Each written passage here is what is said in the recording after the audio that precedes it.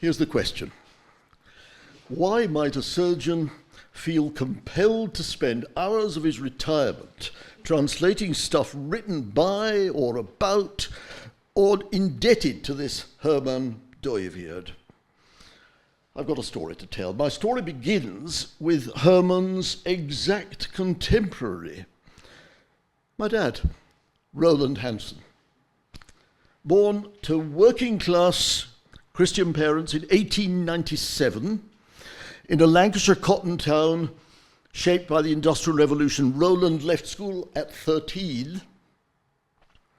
He fought in the trenches of Flanders.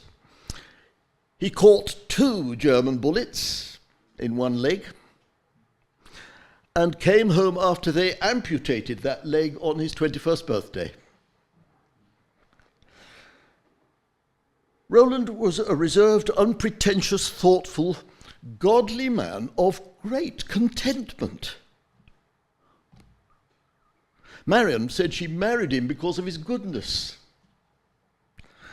In Sunday school, he taught me his unshakable conviction that not a hair could fall from his head without the will of his Father in heaven.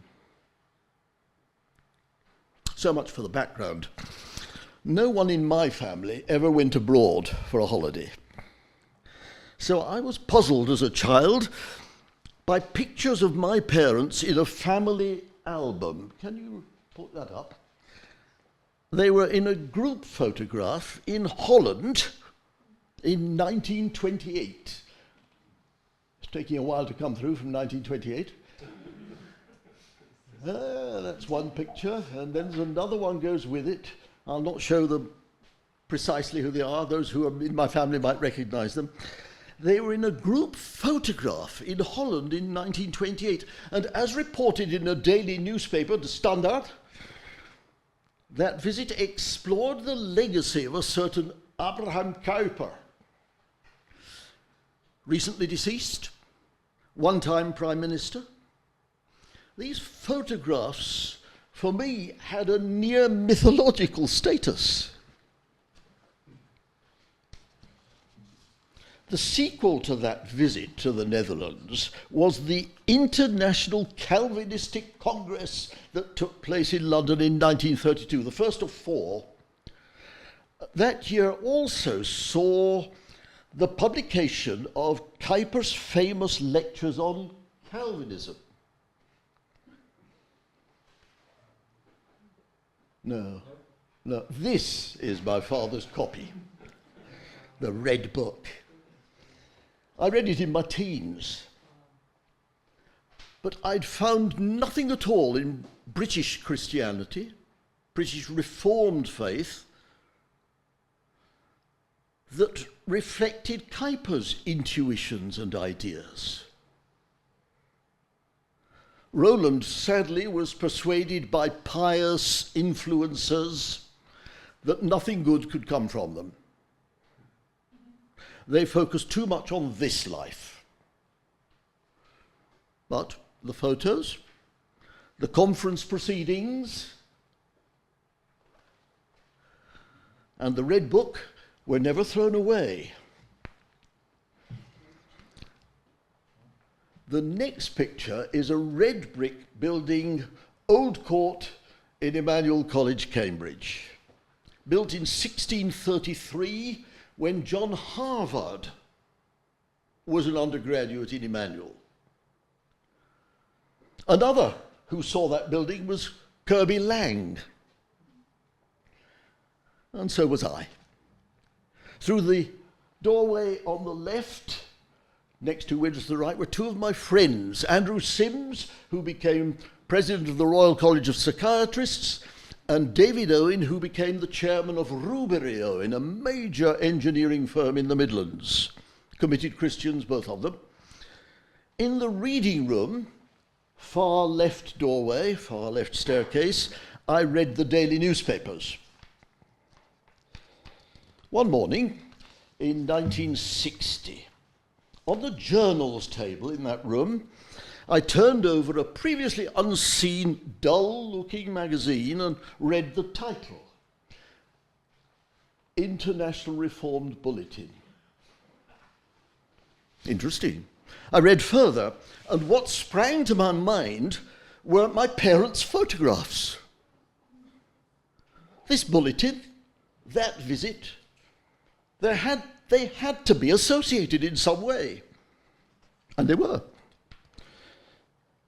The pre-war conferences, the four, had seeded a new plant, the International Association for Reformed Faith and Action, or YARFA.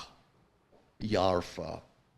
Its bulletin echoed those vibrant Kuyperian insights and intuitions, but often with a new twist.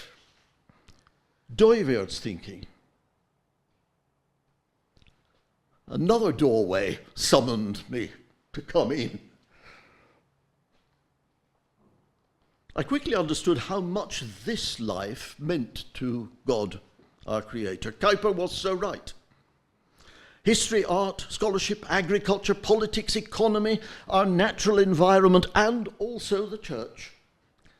It surprised me to find that the 16th century Belgic confession spoke of God's coming judgment with fire and flame as something that would cleanse the creation and not annihilate it, which was the impression I had from my childhood, to cleanse this creation. Those bulletins overturned many earlier assumptions. God's law, in all its manifold richness, was our friend. It's what gives us our leverage. They say leverage now. It's leverage in the world. It allows us to do things that matter, that change things, that move things. In 1964, I'm a graduate now, I'm actually a doctor, so proud of it. Ruth and I went to a YARFA event in the Netherlands. The first to greet us was a little girl, Adrie Dengerink. And then her parents, and then others. And lasting friendships began that week.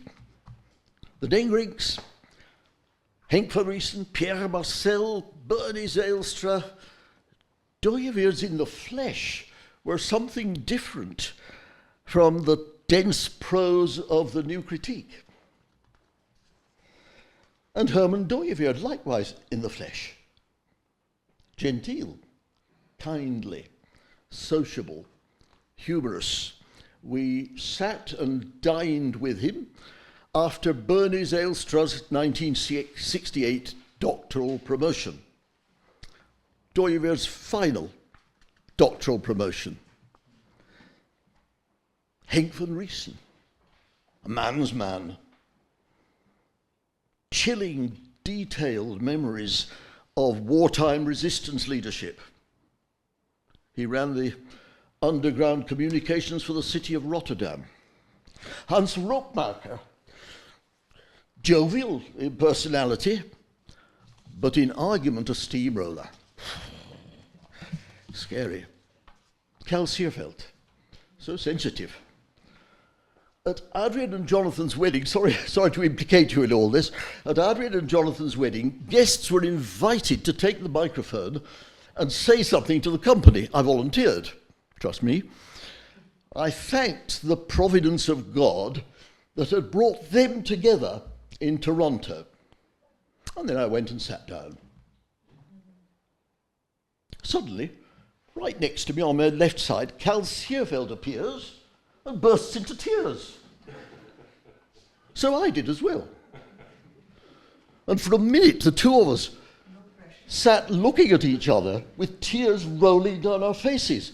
Neither of us knew why.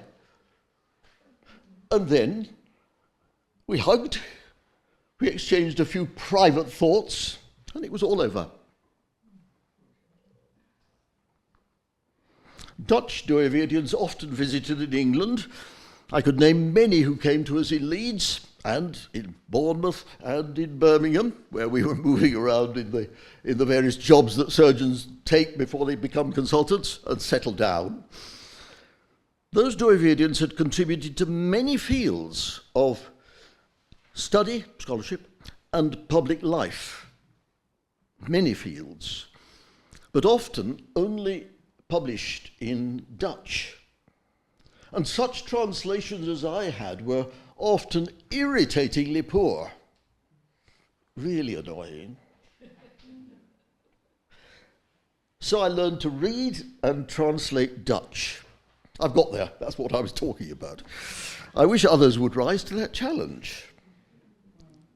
English speakers learning to read this language, lots of Qatar needed, and to speak it sufficiently well to have the feel for what it's going to sound like. I wish others would rise to that challenge. Today, we are celebrating Dooyeweerd's legacy in print. And we've heard how applications of his legacy, applications of his philosophy, are adjoined to each of the chapters of the book, so people can see what is being done with this philosophy. Its hopeful, contemporary, practical, theoretical relevance is seen in many other articles and periodicals. I read Sophie. This comes out 4 times a year, and it contains a fine magazine, illustrated beautifully, but it contains many articles of the kind that illustrate applications of Dooyeweerd's philosophy in public life, in science, in scholarship, in all areas. All of life is in there. Many of those beg for translation.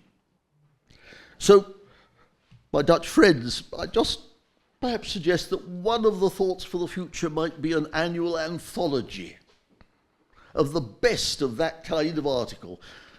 Well-written, journalistic procedure, journalistic articles that could actually present Dooyeweerd's philosophy in very contemporary situations, in practical situations.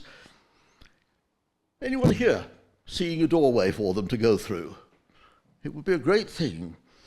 So I have an unshakable conviction, like my dad. My unshakable conviction is that my reading room discovery in 1960 revealed the mysterious providence of God.